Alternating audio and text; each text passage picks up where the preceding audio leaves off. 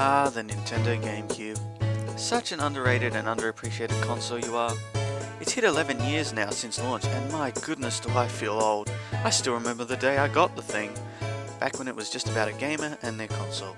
No motion controls, no online connectivity, no DLC, no new ways to play, nothing. Just a controller, a console, and a comfy chair. Now back then I didn't own a computer or the internet, so the only way I heard about games or new consoles was by seeing them in the store. Ah, those were the good old days. Having a life. At the time of its release, the GameCube had several launch titles, including Luigi's Mansion and Wave Racer Blue Storm. While Luigi's Mansion was the supposed Mario launch title for the GameCube, people were still wondering where Mr. Redcap was. His last 3D outing, Super Mario 64, was met with overwhelming praise and success, and was also a launch title for the Nintendo 64. But just how would Nintendo top such a game of greatness? A sequel to Mario 64 had been in the works for several years, but was delayed and scrapped several times. Finally, however, at Nintendo Space World 2001, Nintendo unveiled Super Mario Sunshine, and showed it again at E3 2002.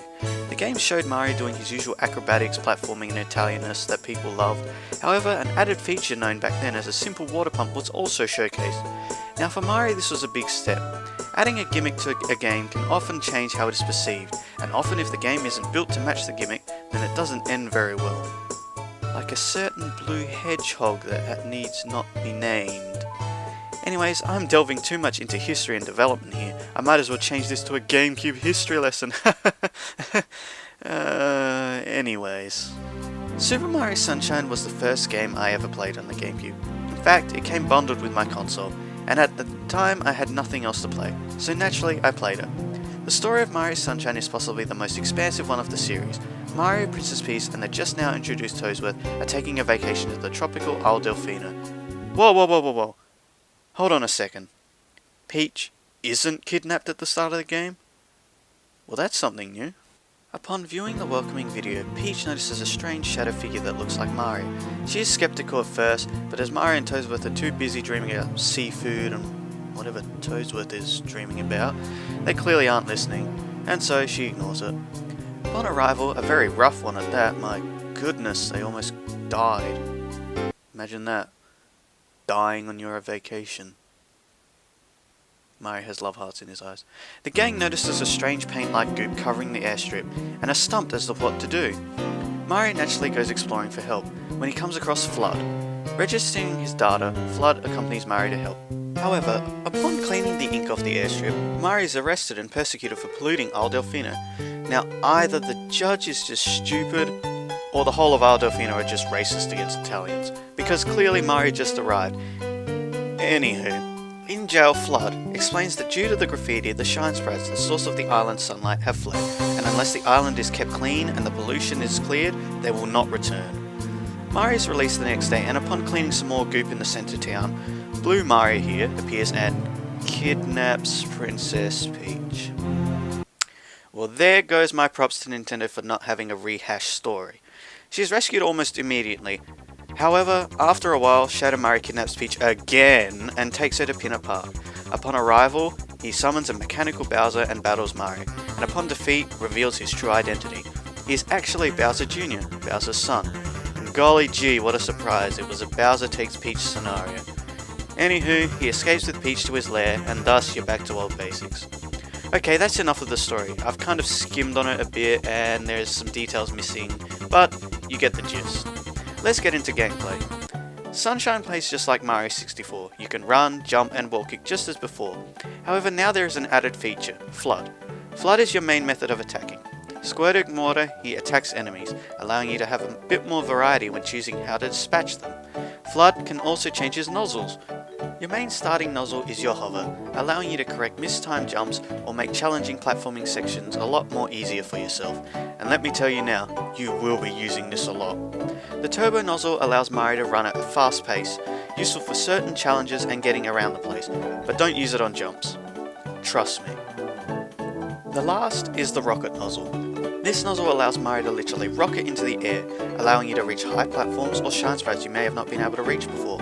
But, in all honesty, the rocket and turbo nozzle aren't used as much as they should have been, and you don't get them till later in the game anyways. However, the main method of Flood's features you'll be using is the squirt nozzle. Plastered all around the island is graffiti. It comes in all kinds of shapes, sizes and colour, and you have to clean it all off with the use of Flood's squirt nozzle, of course. Now that being said, not every level is brimming with graffiti, but if you want to progress in this game, you'll have to clean most of it off. Levels are divided into 8 missions, much like 64, and each mission will have a different objective in trying to locate a shine sprite, the stars of this game, and the source of sunlight on Isle Delfino. Some tasks are easy, and some are just annoyingly frustrating. However, if you want to beat the game, you have to do them. However, shine sprites aren't the only thing you need to collect. Should you want to complete the game in its entirety, you will need to collect blue coins. These are much more difficult to collect and require thinking outside the cube. Get it? Cube? Nintendo GameCube? Because Mario said, forget it. Blue coins can be hidden anywhere, and there are 30 in each level, so finding them is one tough ROM, and it's often something I only ever do once every 2 or 3 playthroughs. The thing I love about this game, however, is the platforming challenges. In every level there is a mission where you need to navigate through an obstacle course without the use of FLUDD, and this is what really gets my Mario nostalgia rushing.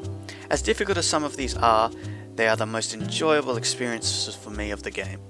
Not to say that there aren't a few that I hate. Like the stupid and annoying Justers.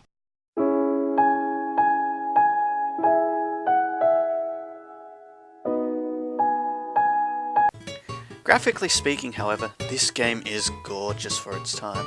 The tropical paradise of Isle Delfino is presented outstandingly well. The colours are bright and luscious, and while it has that cel-shaded feel, it still looks very good. The music is one of my favourite soundtracks of all time. Each piece is composed to reflect the atmosphere. Whether it be just laying on the Serena beach or fighting a humongous boss, the music reflects each of the environments well. The gameplay is just great. FLUDD never seems to get in the way and makes the experience an enjoyable one. While at times it seems you are forced to use him and running out of water during tough sections is annoying, yes, you can run out of water. It's honestly something I can forgive. It just helps players to sparingly use the water rather than just hover all over the place. Not to say that I haven't wanted an infinite supply at times. Now, while this is my favourite GameCube title, it's not without its flaws. Sunshine, while fun, as I have mentioned many times, is very frustrating at some points.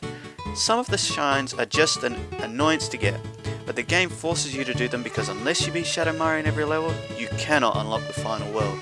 Now you might be saying, oh, that's not too bad, you're just complaining. Well, shut up, because you just don't know what it's like when your dad leaves you when you're 5 and never comes back, and you just can't help but cry yourself to sleep at night in an attempt to forget the pain, all the while cutting your wrist in an attempt to take your mind off it. Excuse me. Shadow Mario is the 7th mission in the game, and often there are missions before this that just test your limits. At times it seems like the game is trying to frustrate you.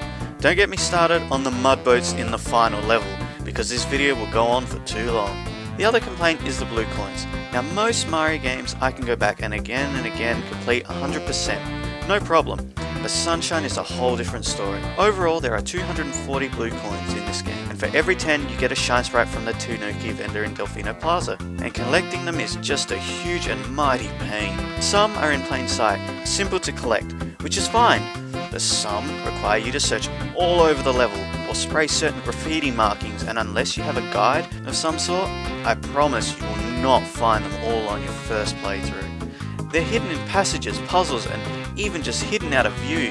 Either way, it is a task that I just hate to do. Now, I'm not saying I don't enjoy exploring in my Mario games, but this is just a little bit too much for my liking. Also, Yoshi makes an appearance in this game. Once you collect enough shine sprites, you get the ability to unlock him, and by feeding him certain fruit and keeping him healthy, he'll stay alive and he'll help you. But don't put him in water.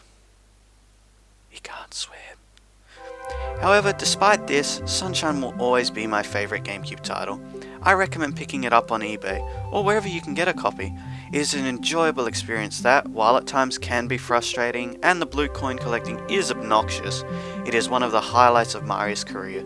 The levels, atmosphere, and music just tie this game together, and while nowadays we have consoles that can produce wonderful graphics, online features, and whole new ways to play, it's always good to go back to a time where it was just about a gamer and his console.